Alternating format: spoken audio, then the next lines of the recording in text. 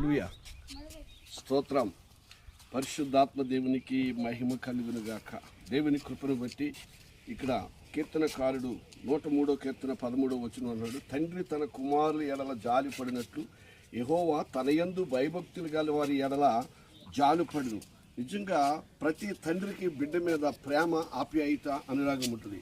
ఒకవేళ బిడ్డ తన మాట వినలేదనుకో, ఆ తండ్రి బుజ్జగిస్తూ ఉంటాడు, నాయనా నా మాట విను, నువ్వు వర్ధిల్లుతావు, నా మాట విను, నువ్వు బాగుపడతావు అంటాడు. అందుకనే 18 ఆయన అన్నాడు, ఆయన కృప యుగయుగములో నిలుస్తుంది. ఎలాగైతే తండ్రి బిడ్డను ప్రేమిస్తున్నాడో బిడ్డ కూడా తండ్రిని ప్రేమించాలి. కనుక దేవుడు అంటున్నాడు, నేను ప్రేమను పంచడానికి లోకానికి వచ్చాను, నేను పగను కాదు. దేవుని యందు ప్రేమ, విశ్వాసము, నమ్మకము, భక్తి, భయము కలిగి మనం ఉంటే ఖచ్చితంగా దేవుడు కార్యం చేస్తాడు. ప్రియా దేవుని బిడ్డలారా, దేవుని యొక్క ఆధీనములో మనం ఉండాలి. ఇదిగో యెహోవాను వెతుకుడి, ఆయన బలమును వెతుకుడి, ఆయన సన్నిధిని నిత్యము వెతకాలి. మనం దేవుణ్ణి వెతకాలి. వెతుకుడు మీకు దొరుకును, తట్టుడు తీయబడును. కనుక దేవుని వైపు మనము చూస్తే ఖచ్చితంగా దేవుడు కార్యం చేస్తాడు.